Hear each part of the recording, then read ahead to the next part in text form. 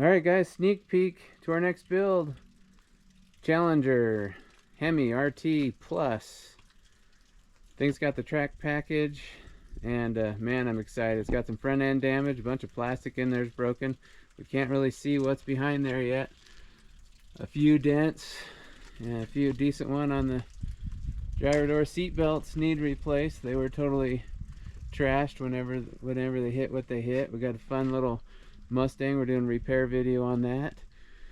Camaro, we're just doing paperwork on that, trying to get that one so we're able to sell it. So, and I don't know, maybe this one. I love this color. Maybe I should keep this one, huh? I don't know. Probably need to afford to buy more though. But this is awesome. I'm really excited. So let me show you one of the seat belts. So they had to cut this one off because the person was probably stuck in there. And they also, so basically these tensioners need to come out.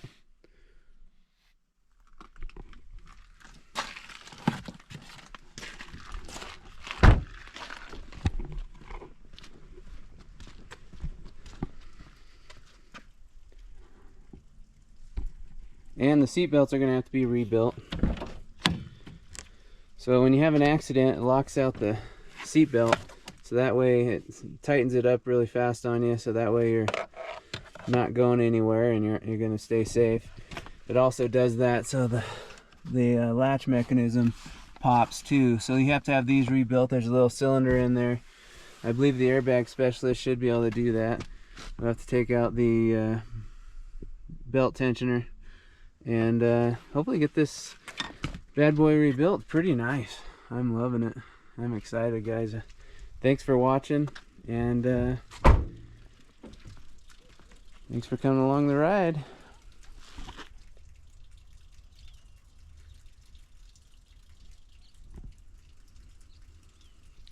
We also realized we were needed to do a lot better with the camera work and audio work, so thanks for bearing with us, and we'll improve on that stuff and hopefully make some better videos for you guys. All right, let's get this thing tore apart.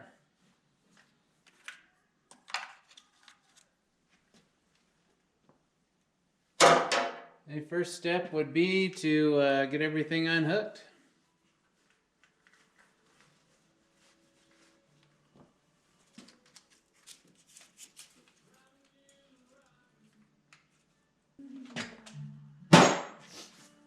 Also, don't forget to take the negative terminal off the battery. We don't want to have any shock, especially when we start doing this fuse panel.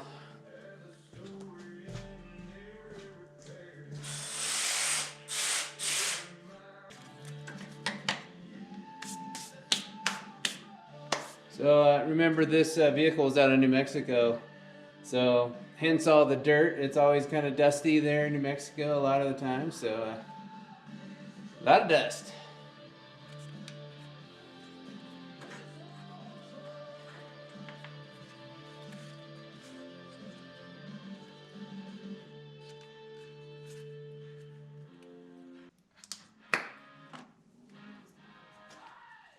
Okay, a little tech tip right here. This is called a purge valve. So if you get a P0496 code, it could possibly be this, and sometimes it'll say purge valve on it too, but sometimes it won't. So blow through this. If you feel a restriction, that's good. That's what you want. If it blows straight through, then it's bad. So replace it. Just a quick tip, and these are usually $30 to $50 at the parts store, and not much more at the dealer. And it's usually, on most cars, it's a really simple repair. So what I do, if I get a P496 code and other evap codes, I'll replace this, I replace the gas cap, and on some vehicles, the Dodge vehicles have a thing called the eSIM. I'll replace that as well. But on this vehicle, if I got that code, I would replace this, the gas cap and clear it, and then it takes about 3 or 4 drive cycles for that code to come back, and then you can see sometimes that'll fix it probably about 60% of the time. And then on these Chevys, sometimes you'll have a charcoal canister, or I believe there's a sensor on the charcoal canister too. So, but generally speaking, it's this and or your gas cap. Most of the time, easy, quick fix, quick try. And on the Dodges, you know, if you replace the eSIM on the later model Dodges, the eSIM, your purge valve, and the gas cap. I mean, I've actually had almost 90% success rates doing that. So that's always a good place to start. And those are all cheap parts. You can replace for probably $100 ish, and all together, and then it saves you a trip to the dealer. And they're $200 an hour charge to even look at the car before they even put any parts on. So definitely not a bad thing to try, save you some money. Hope that helps. This one tested good, just blew on it, and it wouldn't let it blow through, so this would be a good one. Wouldn't have to change it.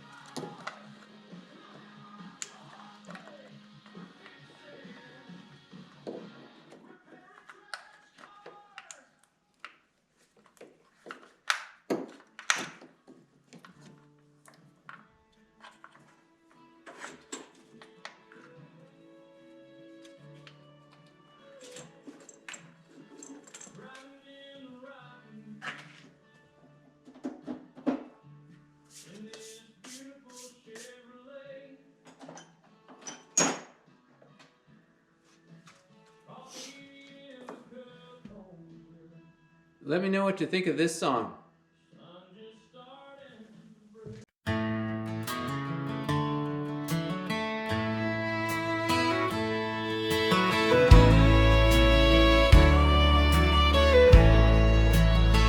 Driving in the Rockies in this beautiful Chevrolet, coffee in the cup holder,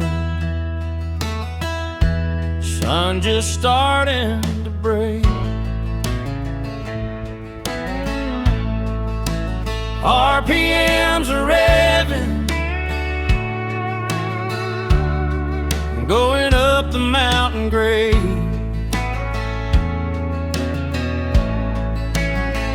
Hands on the wheel,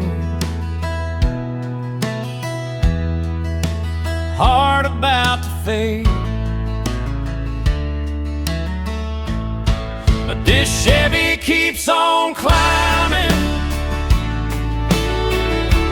engine singing out my name. Breathing thin air, windows shaking, I ain't turning back today. Driving in the Rockies in this beautiful Chevrolet.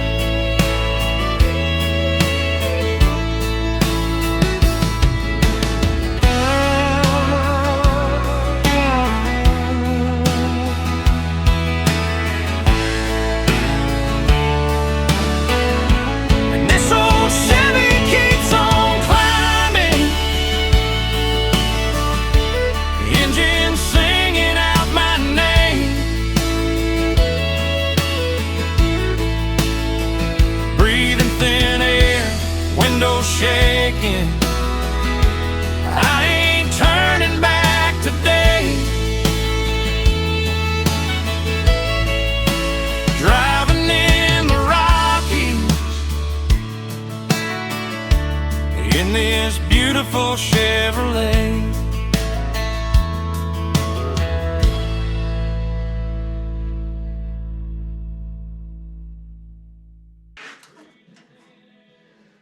Obviously, if you were just doing this as a job to put a new engine in, a lot of this stuff you may not have to take off, but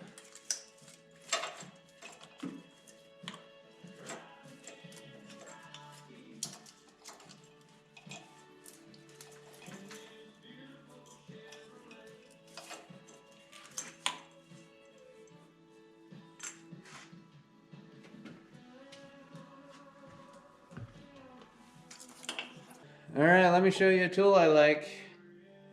It's a 6-point ratcheting wrench. Really like it. It's also put out by a company that has a lifetime warranty, and I have broke one, and they sent me a new one right away. That was pretty nice. We'll just, if you want the name of the company, go ahead and comment, and I'll give you the name of the company. But yeah, they're good to work with.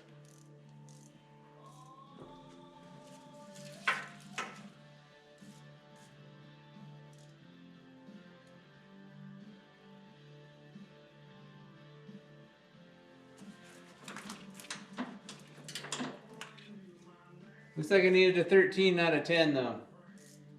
And it's just nice because on these small bolts, when you have a 12 point, I just find they like to booger up the bolts. And the 6 point, yeah, it might be a teeny bit harder to get on there, but it doesn't hurt your bolts.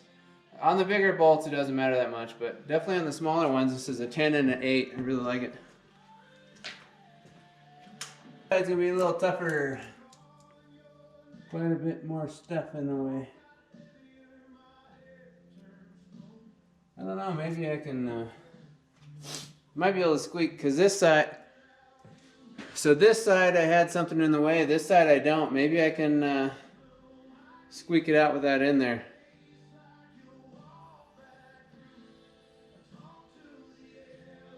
Alright, well, the only thing I have to figure out is where to hook it. Where to hook the chain, because it's not like any real great spots that I'm seeing right here. There definitely isn't a hook right there, which you see in some engines. I don't know if I can maybe hook to here. That's not very sturdy. Maybe this mounting bracket, that's pretty sturdy, but where would I mean, I got the engine and transmission on there, so it's gonna be heavy.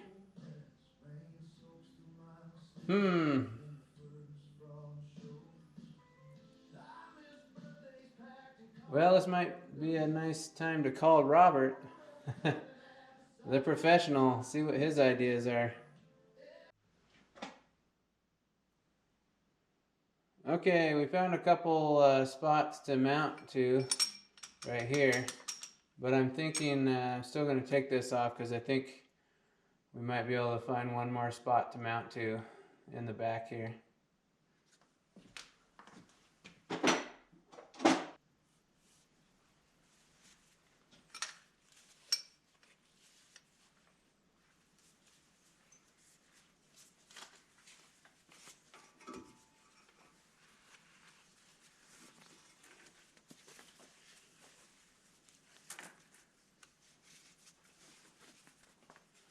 Okay, this method has not been tested before, so let's not take any lessons from me today.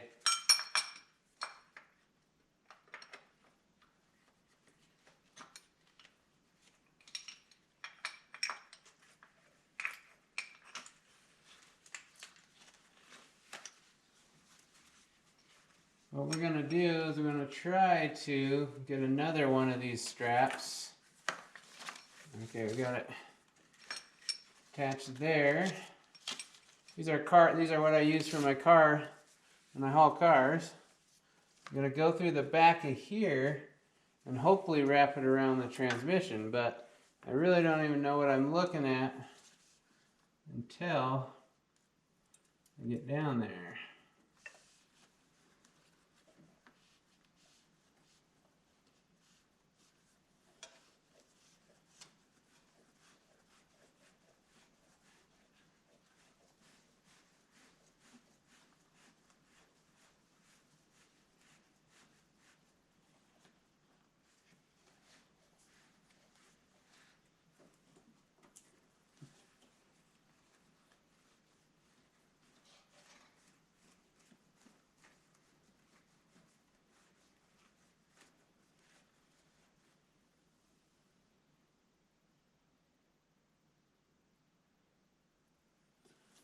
And because it's pulling on the outside of the transmission, I think it'll pull like this.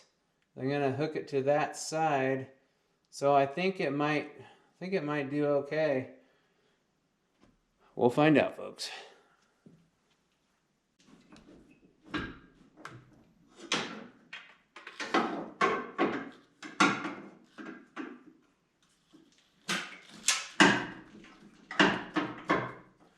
Might just be getting too, or might be getting just real heavy too. Cause it's a decent load with the, no, here I found it, it's getting stuck on that. Whoa! There it is! That's what was holding it up. It was stuck on that motor mount.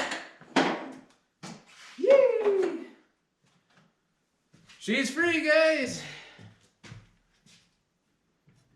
Now I just have to kind of get it to come out a little bit, I think.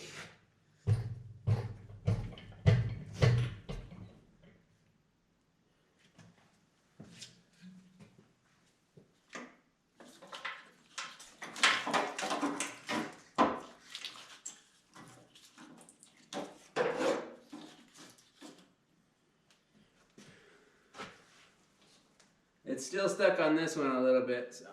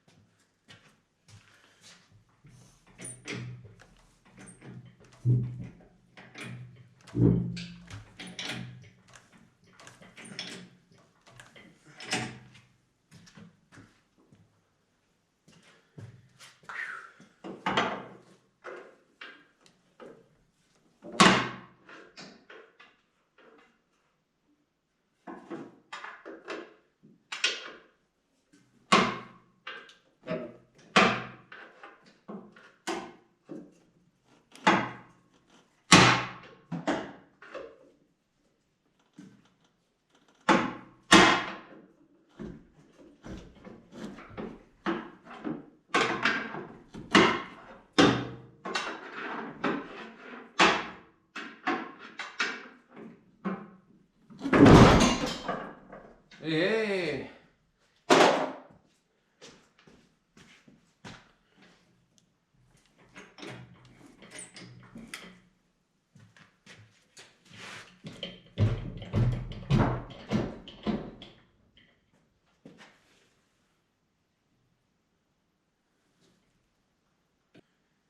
So there's the motor mount for the transmission is kind of hanging up on stuff, but I think it'll correct itself with a little bit more angle as we start pulling up a little more.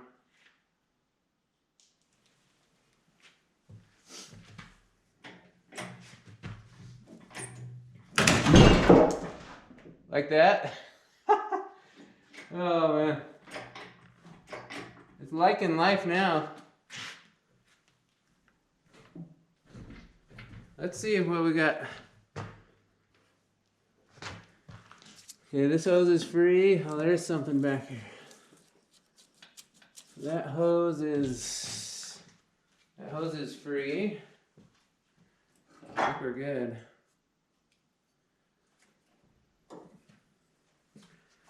We're high enough.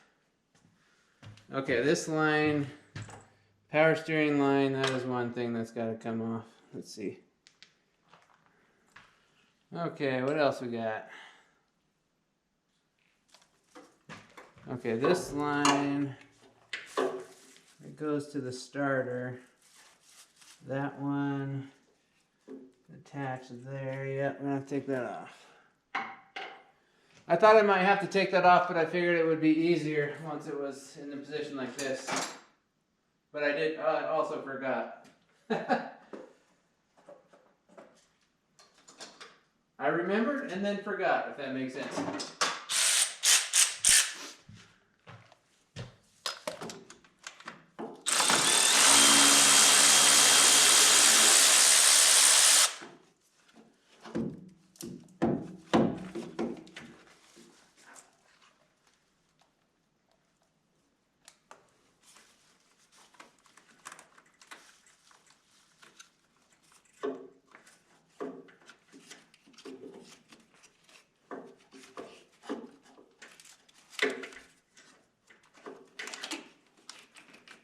Just fighting two dipsticks here.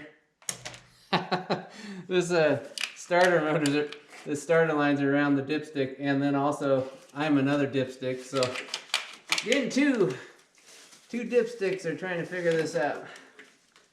I don't know if you've noticed yet, but you know, you don't call it Crash Repair Dummies for nothing. You know, I'm not definitely a dummy when it comes to this stuff, so don't try this at home, or try it at home, but just remember, you learn from a dummy. I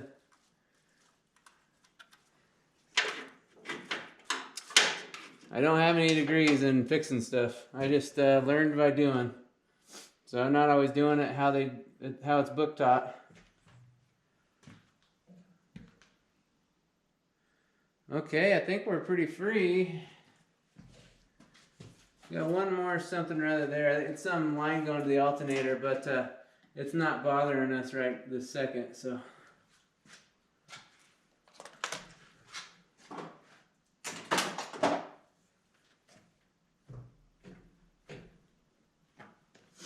Okay, I need to go up a little higher.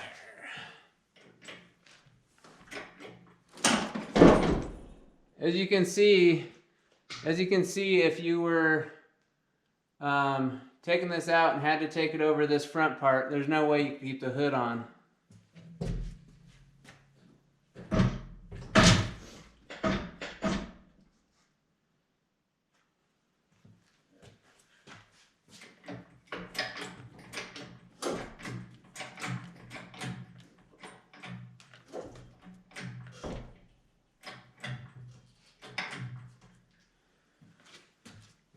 Well, it looks like it's gonna make it, but I wish I would have took that back thing off, but I got enough room.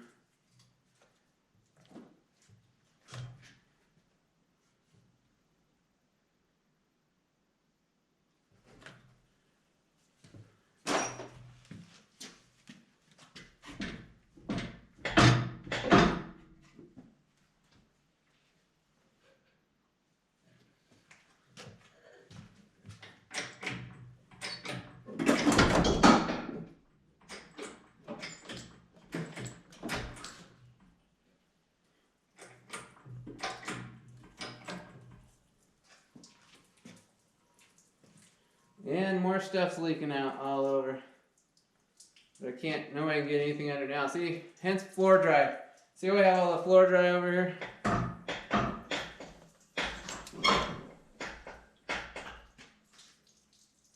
Okay, let me go up a little higher. Now we got a little more room.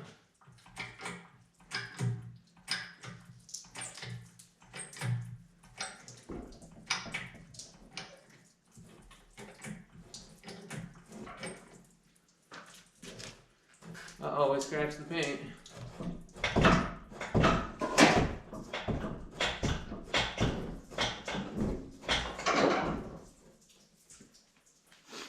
Well, looks like right now we are hanging up on the rack.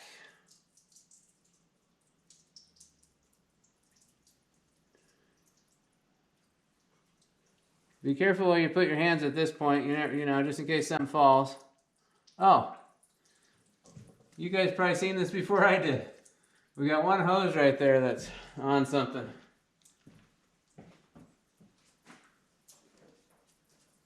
Oh, and it looks like it's just on a clip here. So,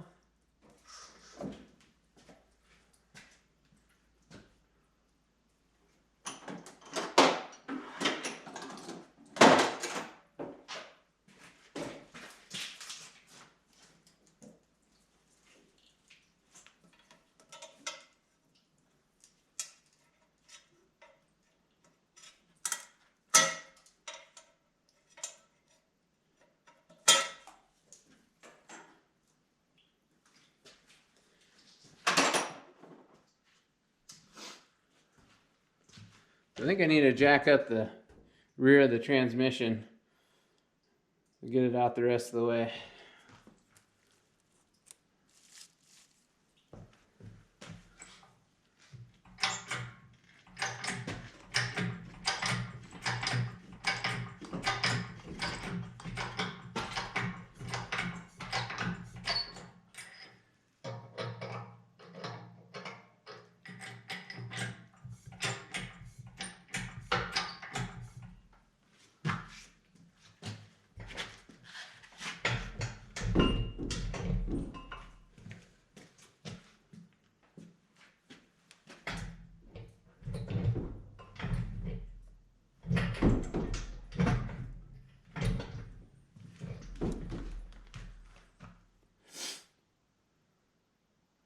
All you people watching probably realized I made a mistake when I started. I started off with the jack being in the lowest position, so I had the lowest amount of crank. You get more force, but I should have had it out a little more. That way I could get it a little higher. But, you know, I don't do this every day, as you can see. So.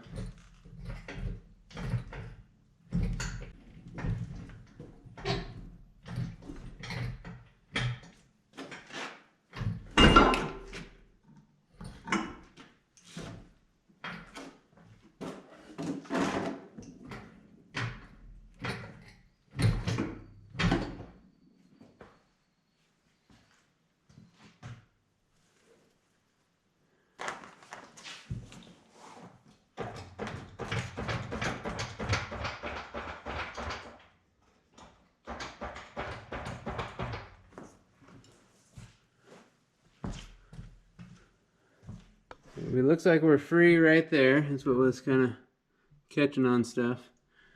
And so we have over here, we were catching two.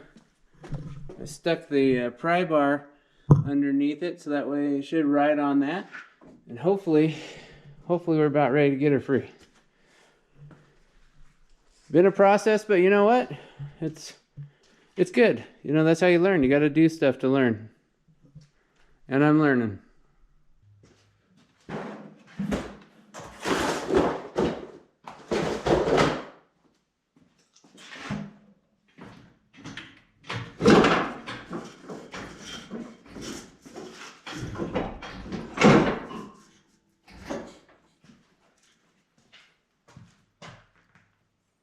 Almost got her.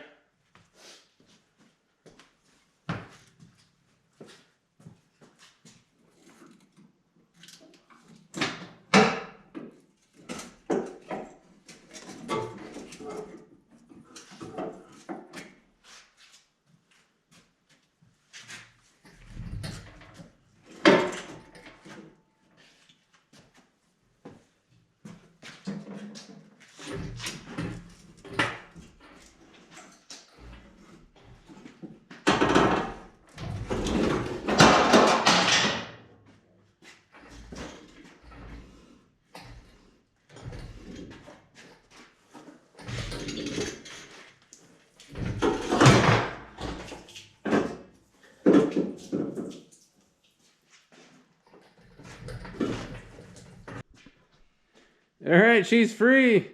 Not a thing of perfection by any means. I'm glad this is a salvage motor. I'd recommend you at home, I do it a little bit different. Looks like the one problem that happened to me was the strap slipped. The strap was around there. It had been around there, it'd been fine. Maybe I should have put the strap a little different, but hey, it's out of there.